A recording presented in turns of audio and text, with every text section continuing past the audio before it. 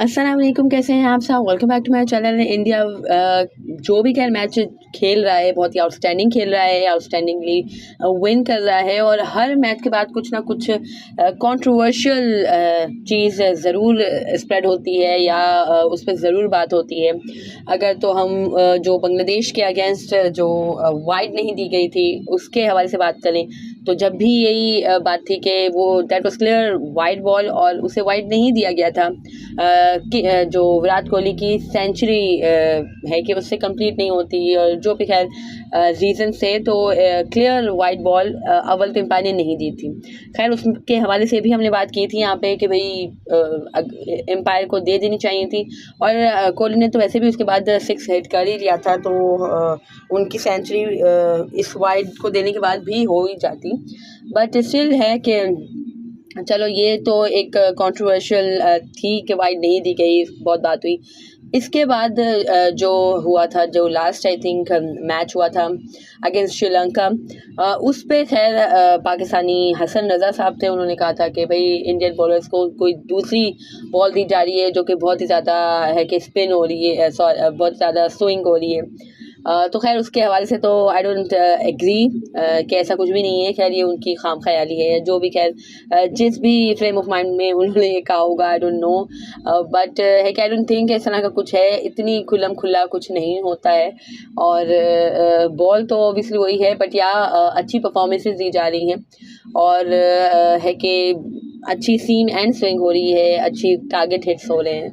तो I think overall pace bowling India की specially बहुत अच्छी हो रही है। खैर स्पिन भी अच्छी हो रही है, कल के मैच में स्पिनर्स ने डोमिनेट किया, but still I think pace attack जो इंडिया का है वो बहुत ज़्यादा एक है कि कंप्लीट हो चुका है। जो पहले बहुत से फ्लॉज थे, खैर बुमराह साहब भी इंजर्ड थे, बट है कि इसके बावजूद भी बहुत से फ्लॉज थे, अभी वो तमाम फ्लॉज रिकवर होते हुए नज़र आ रहे हैं एंड दे आर फ्लॉलेस। और अब कल का जो साउथ अफ्रीका के अगेंस्ट जो मैच था उसमें भी एक कंट्रोवर्शियल एक डिसीजन दिया गया था डीआरएस के थ्रू कि भाई साउथ अफ्रीका ने केशव महाराज ने बॉल कराई थी विराट कोहली को और उस पे खैर अल्ट्रा एज, उस पे एज और कैच की अपील की गई थी, आउट की अपील की गई थी, बट उसे ऑन फील्ड एम्पायर ने नॉट आउट करा दिया था। फिर साउथ अफ्रीका की तरफ से उस पर रिव्यू लिया गया और उस रिव्यू में क्लियरली शो हो रहा है, मैं आपको ये स्क्रीन पे इसकी पिक्स भी शेयर करती हूँ, क्लियरली शो हो रहा है कि थोड़ा सा तो एज हुआ है बॉल का, बट उसे समहाउ उसे कवर अप किया गया है कि भाई पैड से बॉल हिट कर रही है। जबकि ये भी आप देख सकते हैं कि जब अल्ट्रा एज और काफ़ी ज़्यादा अल्ट्रा एज जब शो हो रहा है मीटर में और उस वक्त पैड और बैट में काफ़ी गैप है, बॉल तो ऑब्वियसली दूर है बट पैड और बैट में काफ़ी गैप है। I am just trying to say कि शायद ये आउट था और इसे थोड़ा सा है कि अटेंशन डाइवर्ट करने के लिए प्लेयर्स की भी या है कि किसी भी जो भी स्पेक्टेटर्स हैं उनकी भी डाइवर्ट करने के लिए इस तरह की हरकत की गई। क्योंकि अगर तो आप फ्रंट एंगल जो कैमरा एंगल है उससे आप देखें तो आपको भी बैट और पैड में गैप नज़र आएगा, कम है बट है गैप, और जो मीटर में शो हो रहा है, जो अल्ट्रा एज में शो हो रहा है वो थोड़ा ज़्यादा है। फिर इसके बाद जब बॉल गुज़र रही है बैट के पास से तब भी मीटर में थोड़ी सी जो अल्ट्रा एज है वो थोड़ा सा शो हो रहा है और इस पे भी पहले बैट्समैन को आउट दिया गया है। Not in this world cup, अगर इस वर्ल्ड कप में भी हो तो मेरे सामने ऐसा कुछ नहीं हुआ, बट या वर्ल्ड कप से पहले भी नॉर्मली जो मैचेस होते हैं उसमें इतने से एज पे भी यानी इतने से जो उसमें आता है ना अल्ट्रा एज में उसमें बैट्समैन को आउट दिया गया है। खैर मैं इसके हवाले से एग्री नहीं करती कि भाई इतनी सी आवाज़ तो किसी भी चीज़ की हो सकती है। जैसे कल आपने इस आवाज़ को या इस थोड़ी सी लाइन को आपने पैड से हिट करने के जुमले में लाए गए, बल्कि जब दूसरी बार यानी जब बॉल बैट के पास से गुजर रही थी, जब जो मीटर में शो हुआ है ना उस वक्त आपके कोई बैट और पैड का कोई कनेक्शन नहीं था कि भाई उस वजह से आपकी हो सकती है। और क्लियरली ये लग रहा था कि कोहली वॉज आउट, बट है कि नहीं दिया गया, जो भी खैर उनका परसेप्शन रहा हो। मुझे नहीं लगता, आई थिंक वो आउट है। और इंडिया की तरफ से भी, इंडियन फैंस की तरफ से भी, अगर आप एक्स पे देखें, अगर आप इंस्टाग्राम पे देखें, ओवरऑल जो भी सोशल मीडिया साइट है आप वहाँ पे भी देखें, तो इंडियंस की तरफ से भी यही पॉइंट सामने आ रहा है कि that was clear out. And I don't know क्यों आउट नहीं दिया गया। खैर इस पे बात करने की है, होनी चाहिए, कंट्रोवर्शियल है। वही बात है कि मैम जो पहले की वाइड हिट थी, चलो उस पर भी हम नहीं वो करते। ये जो बॉल का जो कहा है हसन रज़ा साहब ने, उस पर भी मैं खैर एग्री नहीं करती, ये इस तरह का कुछ भी नहीं है। बट ये चीज़ I think it was out.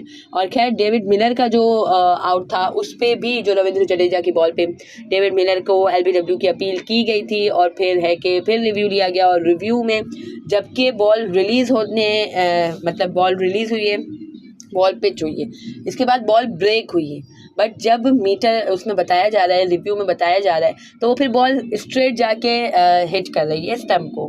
तो ये खैर थोड़ा सा है, मिलर भी बहुत ज़्यादा इससे खफा थे। एंड उन्होंने कहा कि how is it possible and this and that. And खैर बहुत सी जो भी पोस्ट वगैरह हैं उनमें ये तक उसके लिप सिंक से ये भी अखज़ किया जा रहा है कि उन्होंने कहा है कि well done cheaters. I don't think कि उन्होंने ऐसा कहा होगा, बट लोगों ने इस तरह से पॉइंट आउट किया है कि he was saying like this and he was not leaving the crease. David Miller साहब जो थे वो क्रीज भी काफ़ी देर तक उन्होंने लीव नहीं की थी, और ही वाज लाइक कि how is it possible and how is that it can be happen, because लग रहा था क्योंकि वो बॉल है कि जब पैड पे हिट हुई है, इसके बाद फिर बिल्कुल सीधी जाके वो स्टंप पे हो गई। अगर आपने देखा हो मैच, और अगर नहीं देखा हो इस मैच को या इस वाक़ये को लाइव, तो जाके ज़रूर देखिएगा और मुझे अपनी आरा से ज़रूर आगाह कीजिएगा। आई थिंक जो डेविड मिलर का था, चलो उसको भी हम आउट कंसिडर कर सकते हैं, चलो, बट ये जो कोहली वाला था ये तो क्लियरली आउट था, और वो आउट नहीं दिया गया डिस्पाइट ऑफ के साउथ अफ्रीका ने रिव्यू भी लिया था, और रिव्यू में भी उसको नॉट आउट करार दिया गया। तो ये खैर क्वेश्चन मार्क तो है, और इस पर ज़रूर बात होनी चाहिए, आईसीसी को भी इस पर नज़र रखनी चाहिए। और इसके अलावा और भी खैर विराट कोहली पे सब बहुत ज़्यादा क्रिटिसिज्म कर रहे हैं कि वो अपने लिए खेल रहे हैं, या वो सेल्फिश इनिंग खेल रहे हैं, स्लो इनिंग खेल रहे हैं, और स्टैट पैडिंग कर रहे हैं। तो आई डोंट थिंक ऐसा सही है। वही है कि सब कह रहे हैं कि जब अय्यर इतना फास्ट खेल सकता है, जब जडेजा इतना फास्ट खेल सकता है, जब और एक कौन उसके स्काई इतना फास्ट खेल सकते, तो वाई नॉट विराट कोहली, शर्मा इतना फास्ट खेल सकते हैं। तो भाई टीम 11 लोगों से बनती है, और हर बंदे का अलग अलग रोल होता है। एक रोहित शर्मा का जो रोल है वो उनका है कि भाई ऊपर से आके उनको क्विक फायर रन्स करने हैं। वहीं पे अगर आप देखें तो शुभमन गिल का रोल क्या है कि वो जस्ट स्ट्राइक रोटेट करते हैं, और जो उनके एरिया में आती है बॉल वो उसको हिट करते हैं, या बैट बॉल को वो हिट करते हैं। शुभमन गिल को आपने देखा होगा कि वो उतना एग्रेसिव नहीं खेलते हैं through out this world cup, और एशिया कप में भी हमने देखा था कि ज़्यादातर चांसेस रोहित शर्मा लेते हैं, और फिर वो जो शुभमन गिल साहब हैं वो स्ट्राइक रोटेशन पे ध्यान देते हैं, या फिर है कि ग्राउंड शॉट खेलते हैं। तो यही है, रोहित शर्मा का ये रोल है कि उसको आके एक्सिलरेट करना है, गिल का ये रोल है कि उसे स्ट्राइक रोटेट करनी है। इसी तरह से कोहली का जो रोल है वो एंकर इनिंग प्ले करने का है, चाहे वो ओडीआई हो चाहे वो टेस्ट हो, कोई भी खैर फॉर्मेट हो, कोहली का रोल होता है ओडीआई। फिर भी एट टाइम्स जब ज़रूरत होती है तो वो हिट्स भी लगाते हैं, बट आई डोंट थिंक कि इस तरह से उन्हें क्रिटिसाइज़ करना सही होगा। ये पिच भी हमने देखी थी कि बहुत टर्न हो रहा था पिच पे, और अच्छी पिच थी, बट कोहली के वहाँ पे खड़ा होने की वजह से, और अय्यर को जिस तरह से कॉन्फिडेंस दिया कोहली ने, और जिस तरह से उन्होंने अपने साथ अय्यर को खिलाया, उस वजह से है कि थोड़ा सा उन्होंने 77 कुछ रन स्कोर किए, और एक अच्छा टोटल तक इंडियन टीम पहुँच गई। जडेजा ने नीचे से आके अच्छा किया, और स्काई की भी खैर एवरेज परफॉर्मेंसेस थी, तो इस वजह से इंडिया ने अच्छा टोटल सेट कर लिया। बट स्टिल ये कहना कि Virat Kohli was playing for himself and was playing for his 100, और रोहित शर्मा से उसे सीखना चाहिए कि रोहित शर्मा सेल्फलेस खेलता है एंड दिस एंड दैट। तो भाई हर किसी का अपना रोल डिफाइंड है। आई एग्री कि रोहित शर्मा अगर चाहें तो वो भी इस तरह से अपनी 3-4 100 तो कर ही सकते थे वर्ल्ड कप में, क्योंकि जिस तरह की उनकी स्टाइल है, जिस तरह से उनका वे ऑफ प्लेइंग है, वो कर सकते थे। बट वही है कि ऊपर से पावर प्ले को वो यूटिलाइज करना चाहते हैं, दैट्स वाई वो फास्ट क्रिकेट खेलते हैं। हर किसी का अपना रोल डिफाइन होता है, हर कोई आके मारधार नहीं करता है, कोई एंकल इनिंग खेलता है, कोई जैसे स्ट्राइक रोटेट करता है, कोई जो हिट कर रहा होता है उसका साथ दे रहा होता है। तो यही क्रिकेट में एट टाइम्स आपको अपने रोल्स बदलने पड़ते हैं, और जो मेन रोल होता है, अगर तो सब चीज़ें आपके हिसाब से जा रही हैं तो फिर जो मेन रोल है वही है, यानी शर्मा आपको ऊपर सेट करके देंगे, Gill will rotate the strike. Then Kohli will play an anchor inning. KL Rahul again है कि उनका भी role at times anchor inning का हो जाता है, जब कोहली भी नहीं होते, जब शर्मा भी नहीं होते, यानी जब अर्ली विकेट्स लूज हो जाती हैं, तो KL राहुल का भी यही होता है। वरना फिर वही है कि स्विच हो जाते हैं ना, रोल स्विच हो जाते हैं अकॉर्डिंग टू सिचुएशन। तो आई डोंट थिंक कि कोहली को इस तरह से बोलना और कोहली को इस तरह से है कि इतना ज़्यादा क्रिटिसाइज़ करना सही है, because he is a greatest player of all time and he is just awesome, he is just legend. And जिस तरह की वो क्रिकेट खेल रहे हैं, आउट ऑफ द वर्ल्ड है। किस आई थिंक दूसरी तीसरी कुछ उनकी सेंचुरी हो गई है, बाकी 50+ स्कोर है। He is going phenomenally well in this world cup and इस तरह से खैर क्रिटिसाइज़ करना आई डोंट थिंक सही है। बाबर पे भी लोग क्रिटिसाइज़ करते हैं, तो मैं यही कहती हूँ कि भाई समझो, मैच की सिचुएशन समझी जाती है, हर प्लेयर का अलग रोल होता है। जो फ़खर का रोल होगा वो बाबर का नहीं होगा, जो बाबर का होगा वो रिजवान का नहीं होगा। वही है कि अकॉर्डिंग टू सिचुएशंस है कि स्विच हो जाते हैं रोल्स। ऑल, अगर आपको मेरी वीडियो पसंद आई हो और अगर आप मेरी बात से एग्री करते हो तो कमेंट सेक्शन में बताइएगा and do subscribe my channel for more such content. अल्लाह हाफ़िज़।